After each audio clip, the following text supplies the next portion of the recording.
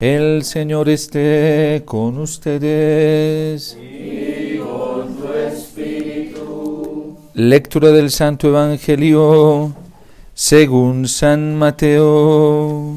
Gloria a ti, Señor.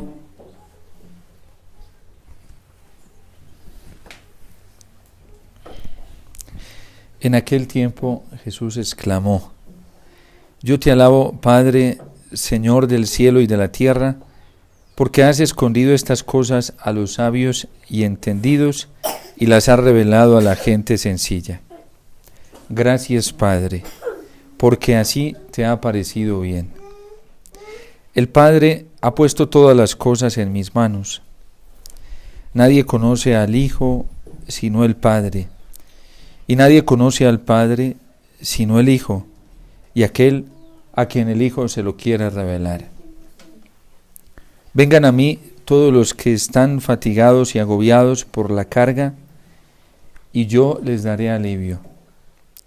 Tomen mi yugo sobre ustedes, y aprendan de mí, que soy manso y humilde de corazón, y encontrarán descanso, porque mi yugo es suave y mi carga ligera.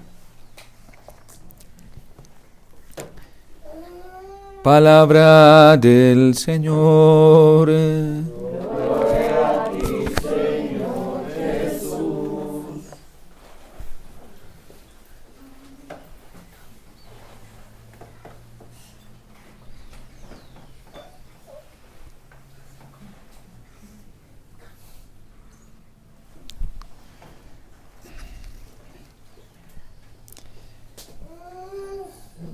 Toda esta carta de San Pablo a los romanos se va desarrollando en una temática continuada dentro de un contexto ya al final de la vida del apóstol San Pablo. Y está advirtiendo a los cristianos que han recibido el bautismo, les está advirtiendo en los primeros capítulos de la gracia que se ha recibido en el bautismo, y en esta gracia la capacidad suficiente para no seguir viviendo según el mundo, según la carne, según el pecado. De hecho, el capítulo 1 y 2 de la carta a los romanos evidencia claramente cómo los paganos que no aceptaron la verdad de la ley natural en el corazón, Dios los entregó a su ira. ¿Qué quiere decir?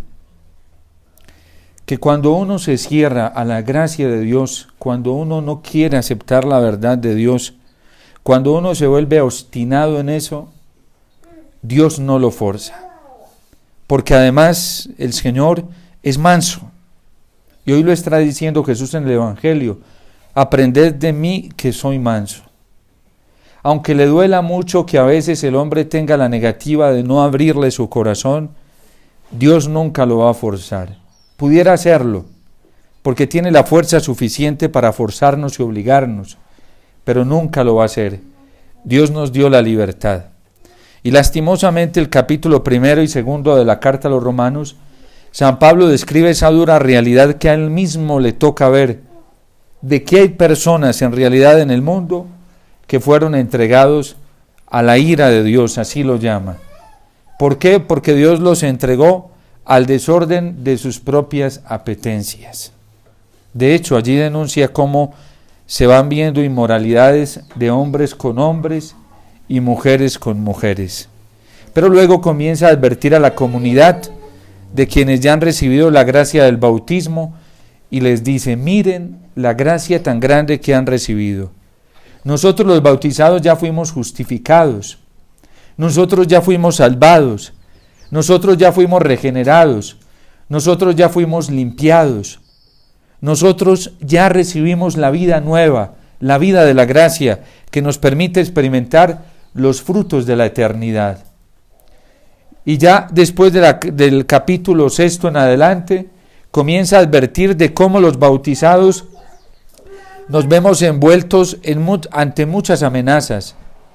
Las amenazas de las tentaciones del mundo, y es verdad que todos los días nosotros nos vemos atropellados por múltiples tentaciones. Por eso nos enseña la Iglesia que la tentación en sí misma no es pecado.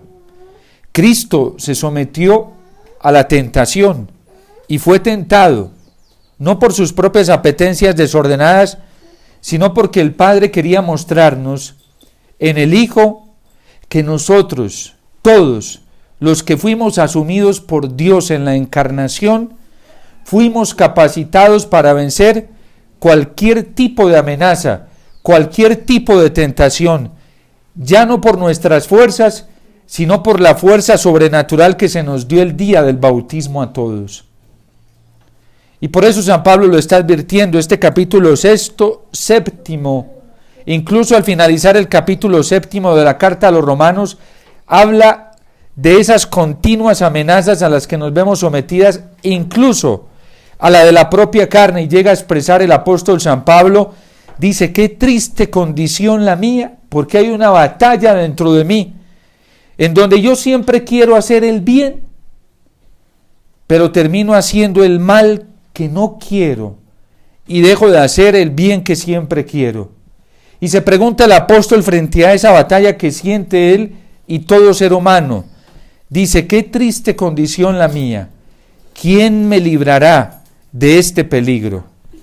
Del peligro de mi propia carne, del peligro de mis propios caprichos, del peligro de mis propios deseos, que a veces son fuertes, y son más fuertes que incluso los ataques del demonio.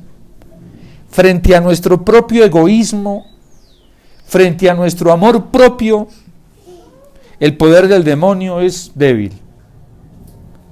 El enemigo más terrible con el que nosotros nos enfrentamos los bautizados es con nosotros mismos, contra nuestros propios caprichos, porque esos no son tan fáciles de vencer.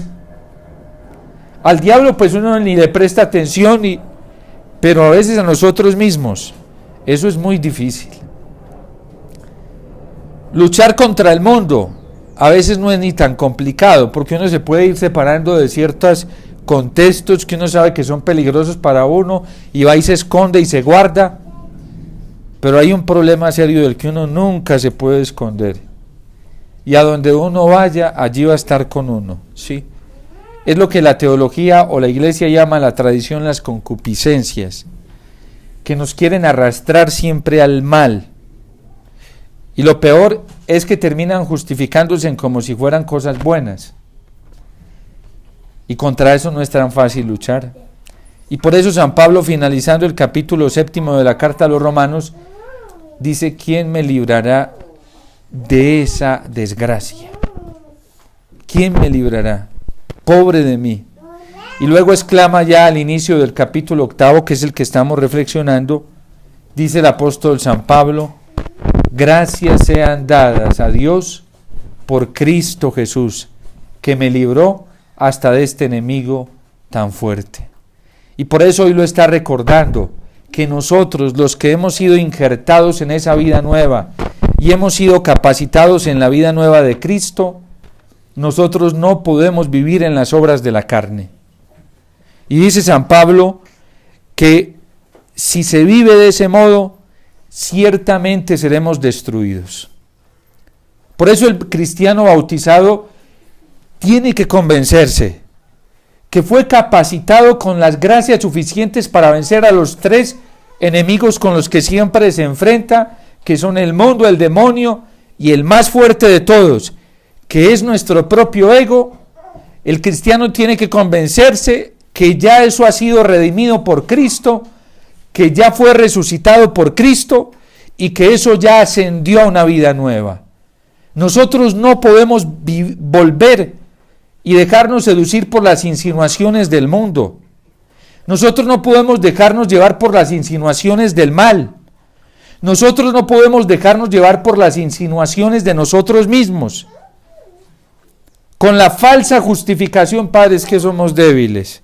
No, el cristiano ya no tiene justificación alguna para vivir sometido a este tipo de amenazas y de poderes, porque ya se nos dio un poder mucho más grande para vencer todo esto. Uno se puede quedar sin con qué comer, pero tiene fe y lo tiene todo. De hecho, hay santos que han vivido por años y años solamente de la Eucaristía.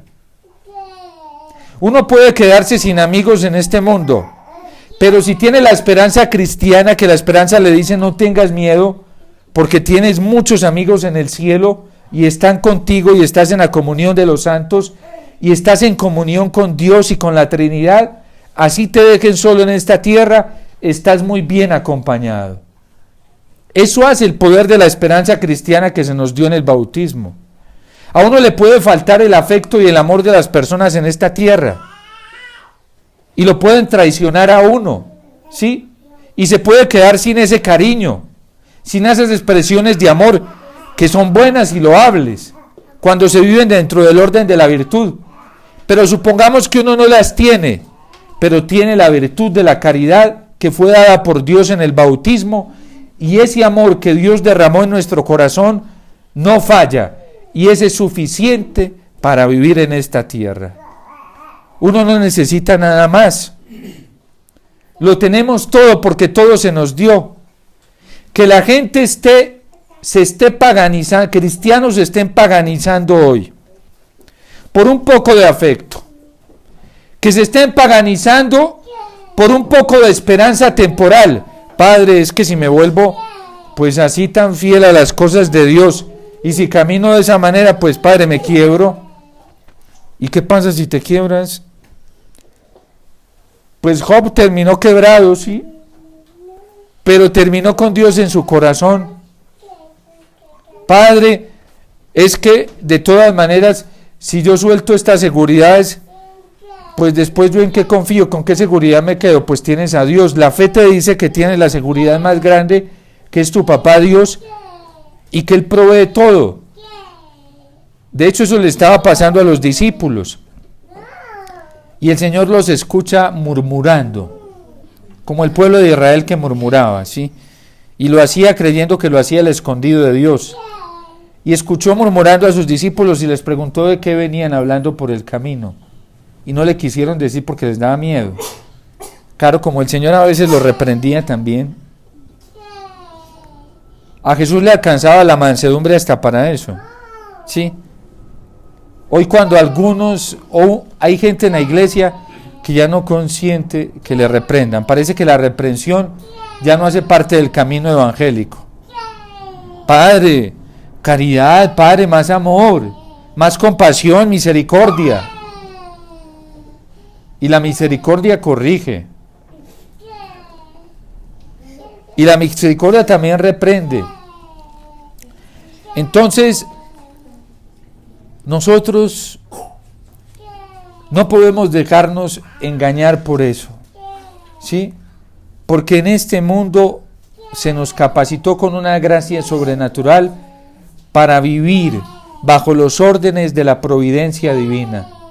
Y los apóstoles que venían pensando en vestido, en comida, el Señor les dijo, ¿por qué se preocupan de esas cosas? ¿No es más importante la vida que la ropa? ¿No es más importante el cuerpo que el alimento? Y dice, miren las aves del cielo, ni trabajan, ni hilan, ni guardan en graneros, y mi Padre del cielo las alimenta todas. Cuando uno va perdiendo la fe, uno cree que eso es imposible, que eso no se puede dar. Cuando se vive desde la fe, se ven los frutos de eso. El Señor le dijo a Abraham que dejara todo, patria, que dejara a su familia y que se viniera a una tierra. Y al final de su vida dice que Abraham tenía muchos bienes, que Dios lo bendijo. Y tanto lo bendijo Dios que tuvo que separarse de Lot porque el incremento de los bienes los estaba llevando a pleitar entre ellos, ¿sí? Y al final de su vida, Dios bendijo a Abraham, lo bendijo con muchos bienes materiales. Pero el problema es que en este proceso del progreso material, del desarrollo económico, nosotros no lo vivimos desde el fundamento de la fe. Y por eso nos hacemos tan dependientes de nuestras propias capacidades y de las capacidades del mundo. ¿Y qué está pasando hoy con las capacidades del mundo y con las capacidades humanas? Que están en un desequilibrio total, ¿sí? La incertidumbre, miren, la incertidumbre que hoy tiene el mundo frente al futuro económico es impresionante.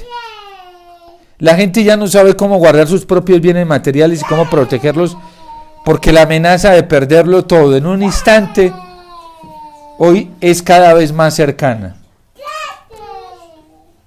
Y la lógica del Señor es que aprendamos a movernos en esa orientación de la providencia y de la fe en Él. Pero cuando nosotros no nos cimentamos en la fe en el Señor, con la esperanza en el Señor y la caridad del Señor, fácilmente nos vamos a paganizar.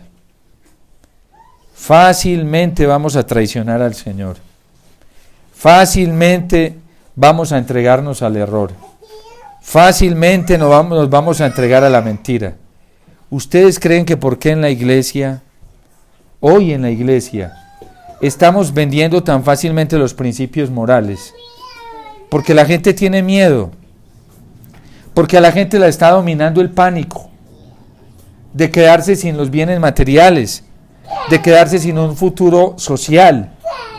Miren, ¿por qué la gente se somete hoy a los sistemas educativos en una actitud servilista y esclavista? Padre, porque si me sacan los hijos de este colegio, ¿yo qué hago? Pues mejor, los educas tú. Si la iglesia siempre ha enseñado que el lugar más propicio para la educación de los hijos es el propio hogar, y que la tarea que tienen mamá y papá en la educación de los hijos no la puede sustituir el mejor profesor del mundo, así sea cristiano y virtuoso, así sea santo. Nadie puede reemplazar esa gracia de estado que tienen papá y mamá para la educación de los hijos. Lo que deberían hacer los papás hoy sería arrebatarle sus hijos a este sistema educativo que cada vez es más perverso. Y miren, y hay instituciones que se declaran cristianas y católicas. Yo no sé si son capaces de sobrevivir en una opresión tan terrible que hoy. Yo no creo, porque al nivel que estamos hoy hay instituciones, incluso católicas, que poco a poco se van entregando y van permitiendo ciertas cosas que ya van destruyendo los valores fundamentales de la dignidad de la persona.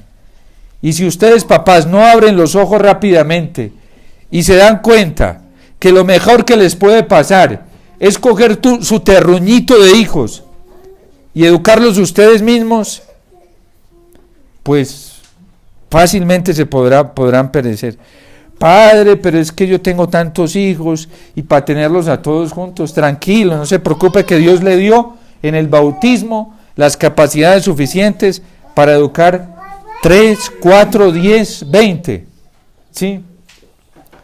Nosotros hemos conocido, a mí me ha tocado conocer familias grandísimas, ¿sí? Aquí hay mamás de hermanos y hermanas, de una hermana, por ejemplo, más de 15 hijos.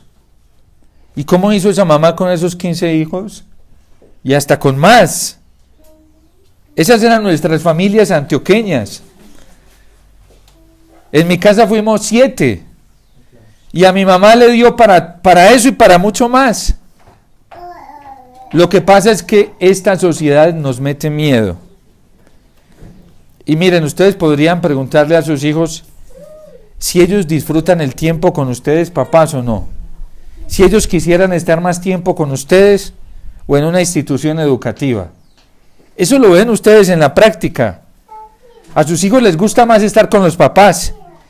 Tienen el mecanismo para la educación de los hijos más fácilmente los papás que incluso las mismas instituciones a las que les toca acudir a métodos pedagógicos coercitivos muchas veces para poder controlar a los hijos y saber que ustedes vinieron equipados con la gracia de Estado que se les dio en el matrimonio para eso. Y lo que una mamá o un papá le dé a su hijo en la casa no lo va a reemplazar ninguna institución.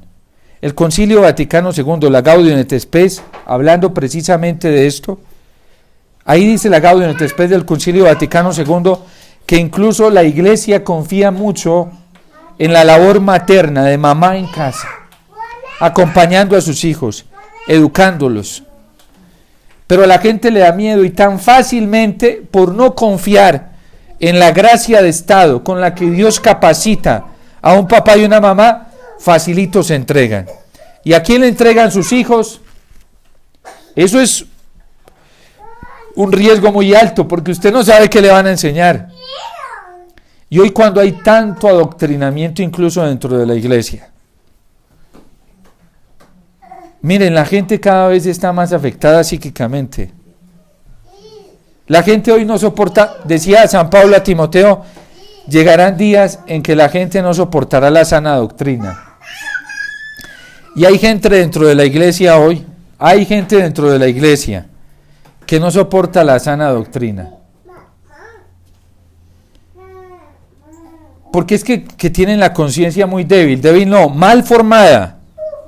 Y claro, cuando vienen y se les habla de la verdad, de lo que enseña, la gente se asusta y entra como en pánico. Ay, es que esto era así. Ay, es que esto era de esta manera. Ay, ¿cómo te lo habían enseñado? No, padre, es que a mí me lo enseñaron diferente. A mí me enseñaron, padre, que el mal se puede admitir en ciertos grados. ¿Usted cómo viene a decir, padre, que el mal no es admitible en la vida cristiana? No, yo no, gracias a Dios esto no me lo inventé yo, ¿sí? Para que la gente no la coja, qué pecado. Mire, hay gente que lamentablemente se deja engañar por el diablo y toma estas cosas de manera personal. Yo no, yo estoy haciendo una tarea que me pide el Señor y la iglesia, y es de anunciar una verdad que no es mía. Con este tema de las elecciones, hay varias personas que se tomaron esto de tipo personal. Qué pesar de estas personas, qué pesar. Y qué inmadurez tan alta, porque eso es pura inmadurez cristiana. Es que es una verdad que dice la iglesia, no yo, eso no es del padre Omar. Es que no es con el padre Omar que lo tienen que solucionar. A mí no me hacen nada, sí, se lo están haciendo en sus propias almas y a la gente. Pero miren al nivel que está la educación hoy.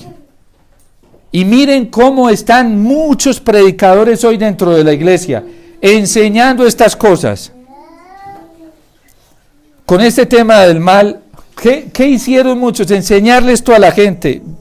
Cosas falsas, erróneas. Y la gente lo asumió como palabra de Dios. Padre, esa es la voluntad de Dios. Voluntades humanas, criterios humanos. Entonces, esto para que nos fijemos en lo que San Pablo le está advirtiendo a los romanos. Miren lo que recibieron. Cuiden lo que recibieron. No se entreguen a esas obras de la carne. Miren, yo le pedí a alguien el favor. Estaba hablando con alguien, le dije, mira, ¿tú por qué no me haces un favor y revisas toda esta documentación sobre el tema del mal menor? ¿Sí? Le di una lista de varios documentos. Y míralo tú. Yo he hecho ese ejercicio varias veces. Yo se lo he entregado a otras personas para que lo revisen. ¿Tú qué concluyes? Y me decía alguien, padre, le voy a mandar 2 articulitos más para que refuerce eso, ¿sí? Es increíble el nivel de ceguera en el que estamos hoy muchos católicos. ¿Por qué? Todo esto, ¿por qué sucede? Por un sistema educativo que ya está viciado. Ya está viciado aún dentro de la iglesia. Y por eso San Pablo lo está advirtiendo. Por lo tanto, hermanos, no estamos sujetos al desorden egoísta del hombre, para hacer de este desorden nuestra regla de conducta. Y uno le pregunta a la gente, ¿y usted por qué lo hizo, padre? Porque así me dijeron que lo hiciera. Porque hasta fui donde un sacerdote y me dijo que eso era lo correcto. Porque fui donde alguien que me aconsejaba espiritualmente y me dijo que eso era lo que había que hacer. Con tal de que no se nos metiera el comunismo acá a Colombia, lo que sea, padre, hasta matar niños. ¿Sí? Eso fue. Acabo de encontrarme un documento impactante de la Congregación para la Doctrina de la Fe con el tema de la homosexualidad. Porque es la iglesia. Yo todos los días le pregunto a mi mamá, voy y le pregunto, le digo, venga, ayúdeme con esto porque Oye, increíble, ese documento ustedes lo pueden encontrar, Congregación para la Doctrina de la Fe. Ese documento creo que es del año 2003, no es tan viejo, ¿sí? Fue en el papado de San Juan Pablo II, siendo prefecto el cardenal Joseph Ratzinger. Y dice ahí que la Iglesia se debe oponer a toda propuesta legislativa, o sea, toda propuesta de ley, candidatura para la unión de personas del mismo sexo, y que la Iglesia tiene que ser muy clara en esto, en advertir que la homosexualidad es un desorden, pero que si alguien tiene esta orientación puede vivir castamente en la caridad, en la fe, y que la práctica de la homosexualidad, la práctica es un pecado gravísimo. Y aquí en Colombia lo que se propuso en elecciones fue la práctica, ¿sí? Con otro agravante, adopción para personas del mismo sexo. Miren, si yo como sacerdote callo estas cosas y no las digo, a mí me van a pedir cuentas en el día del juicio. Porque Dios para eso me capacitó con una gracia especial del sacerdocio.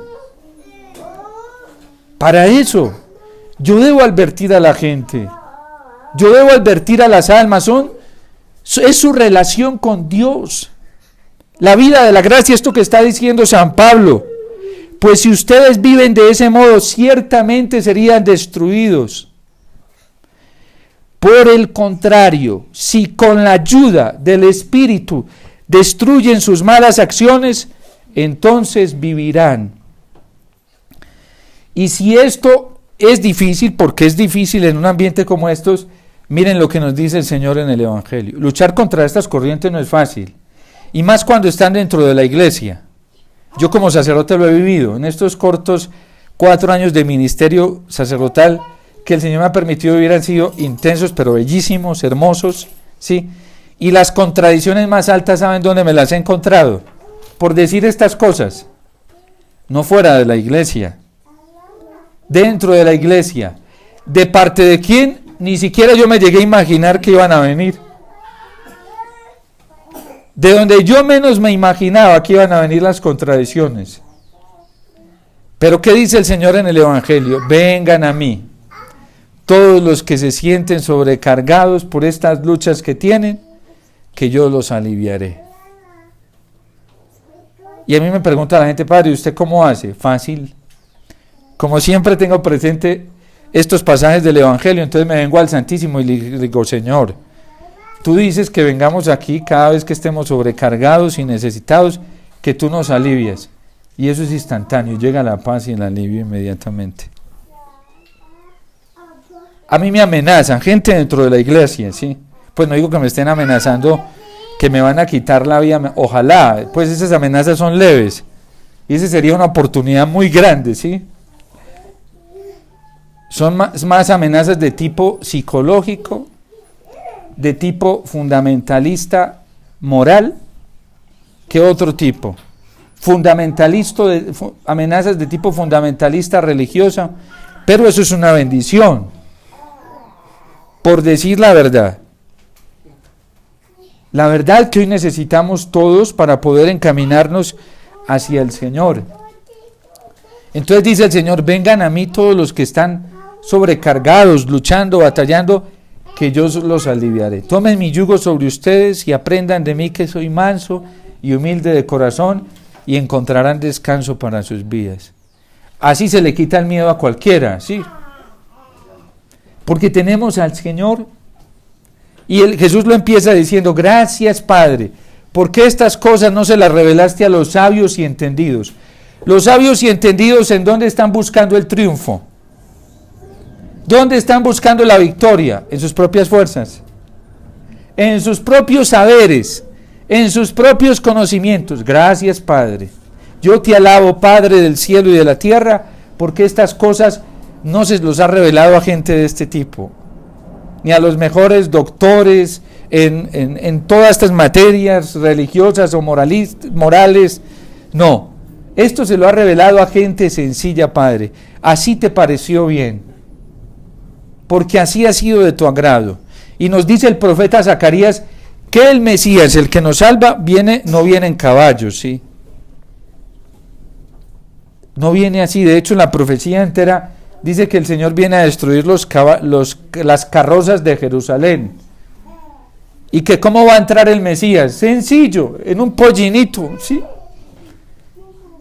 Imagínense, es el rey, el Mesías, el que va a batallar, ¿sí? Contra los peores enemigos.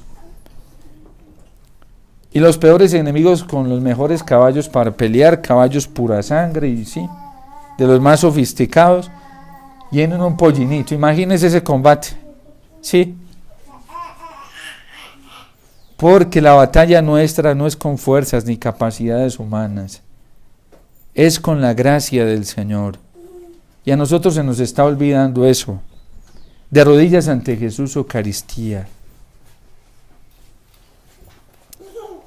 Es que nos están devorando, eso es cierto. Es que estamos minados, sí, muy minados. Eso es cierto, pero nos estamos defendiendo como no nos debemos defender. Nos estamos defendiendo desde nuestro egoísmo, desde nuestras capacidades. Es con la gracia del Señor. Mire, todo lo que uno encuentra, recibe en el corazón cuando viene donde Jesús, Eucaristía, a pedirle ayuda. Eso no se paga con plata y oro. Mis mejores momentos como sacerdote siempre son en solitario con Jesús, Eucaristía, y me encanta cuando puedo estar a solas con Él. Todos los días trato de estar buen tiempo. Ay, la fuerza que da Jesús. Eso no, ven, así tuviera miles y miles de personas que me dieran apoyo y levantaran su mano, no me serviría para nada en comparación a tener el apoyo de Jesús. Es que el apoyo que da el Señor es muy grande. La fuerza que Él da es indestructible. Y a ti te pueden amenazar de lo que sea, ¿sí? A mí me pueden amenazar de lo que sea. Y mientras el Señor me dé su paz y su fortaleza, mientras el Señor me dé su respaldo que viene de la Eucaristía, de su palabra, uno no tiene que temer. El miedo se va inmediatamente. Se va muy rápido ante la presencia del Señor. Nosotros no le podemos temer a nadie, ni a nada, porque tenemos al Señor. Vengan a mí los que están cansados y agobiados, que yo los aliviaré y encontrarán descanso para sus vidas. Ojalá vayan y repasen nuevamente estas lecturas en sus casas. Ese Salmo 144 completico es bellísimo, porque dice que el Señor no escucha a los necios. El necio en la literatura sapiencial es el que no lo apuesta por la fidelidad a la voluntad del Señor. El que no es fiel a su palabra. Y a los necios el Señor no les va a dar respaldo. San Pablo lo dice en la primer y segundo capítulo de la carta a los Romanos. Necios que se entregaron a los desórdenes de la carne. Esos van a tener como respaldo sus propias fuerzas. Alguien me decía, padre, yo le escuché a usted en una homilía decir, y eso me impactó. Bueno, alguien o varias personas me han dicho. Y yo como vengo y escucho los testimonios, ¿sí? O llegan al confesionario. Me dicen, padre, yo le escuché a usted en una homilía que los que habíamos votado por el mal menor seguramente tendríamos. Yo simplemente lo dije porque simplemente lo intuí, sí. Seguramente estábamos teniendo muchas luchas con la carne, con los desórdenes de la lujuria, con depresión, con batallas muy fuertes en la vida matrimonial que antes no estaban, enfermedades en los niños. Claro, es que toda infidelidad al Señor tiene repercusión no solamente espiritual, tiene repercusión física. El pecado afecta a todo. Acaba la Conferencia Episcopal de Colombia de sacar un comunicado donde habla de cómo el pecado afecta a la estructura social. Lo dijo la Conferencia Episcopal. Y es que lo dice la Iglesia. Claro, ¿cómo no van a estar teniendo más luchas? Decirle sí a propuestas de ese tipo es darle más fuerza al mal. darle más fuerza. Y la gente no sabe esto. ¿Por qué? ¿Qué les están enseñando hoy a la gente? Un pecado que yo cometo de manera voluntaria, ese pecado desata las fuerzas del mal y debilita mi voluntad para luchar nuevamente. Yo quedo débil, expuesto. Eso nos lo enseña la iglesia, que cuando uno cae, uno queda debilitado. Y si usted sigue cometiendo esa falta y no la enmienda, no la corrige, y no reconoce que fue una falta, el diablo y el mundo lo van a volver nada, y su propia carne lo van a vencer. Nosotros, el arma que tenemos para defendernos de todas estas amenazas es la gracia del Señor. Por eso, miren, yo les hago una invitación a todos, sobre todas las familias. Cojan a sus hijos. Mamás, fórmenlos ustedes. Denles todo ese amor que Dios les dio, vuélquenlo sobre sus hijos.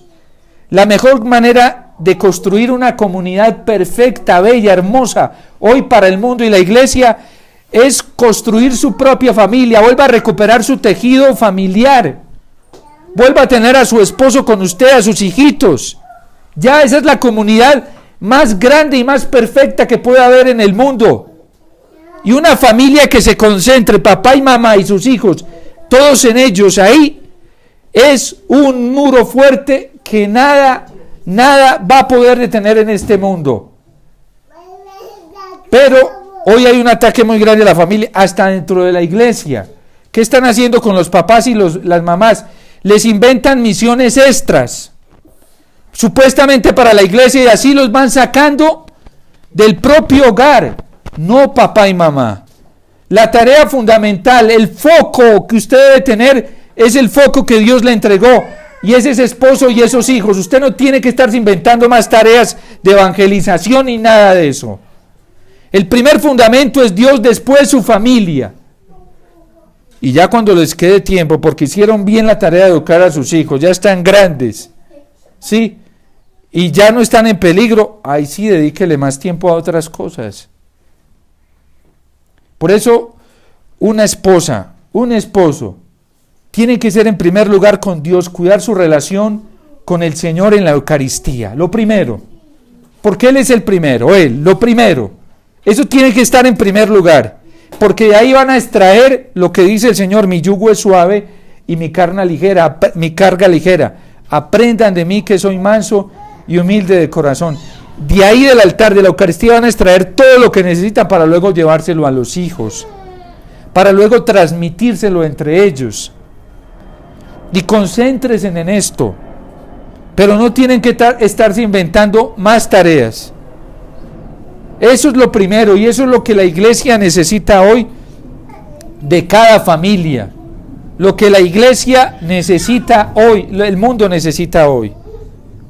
Nosotros los sacerdotes nutrirlos con la vida sacramental a ustedes como familia. Y ustedes dedicarse con ese alimento que reciben de la vida sacramental, del sacerdocio de Cristo, alimentarse entre ustedes. Y eso va a ser un signo de esperanza muy grande para el mundo.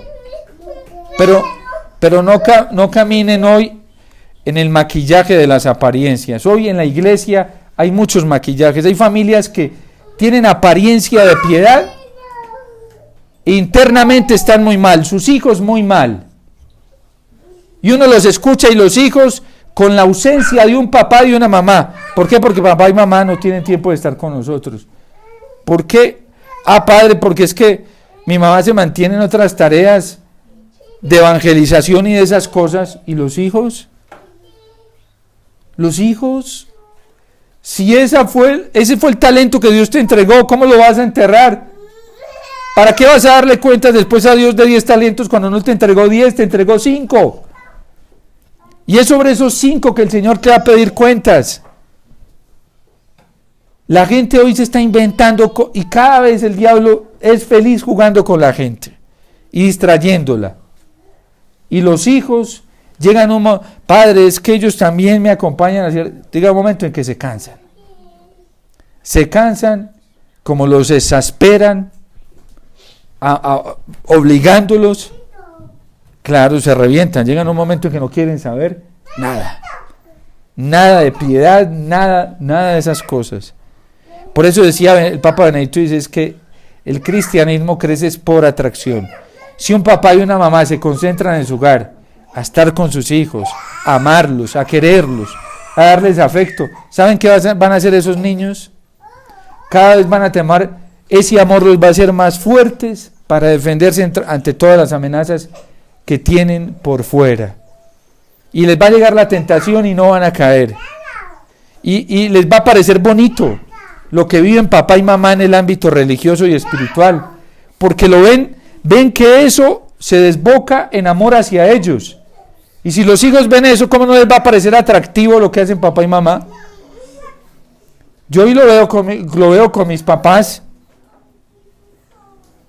Entonces nosotros tenemos que vivir en esa línea, en ese orden del amor de Dios. Vengan a mí, dice el Señor. Jesús es el maestro. Jesús es la institución educativa más bella que nos puede pasar a todos. Y la familia hoy lo está necesitando y todos lo estamos necesitando.